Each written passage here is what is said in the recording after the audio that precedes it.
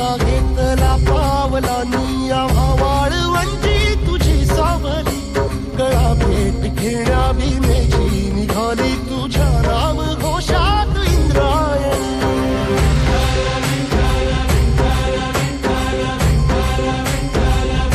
भिडे आसमंती ध्वजा वैष्णवांची उभी पंढरी आज नानावली तुझे नाव ओठी तुझे रूप ध्यानी जीवाला तुझी आस गा लागली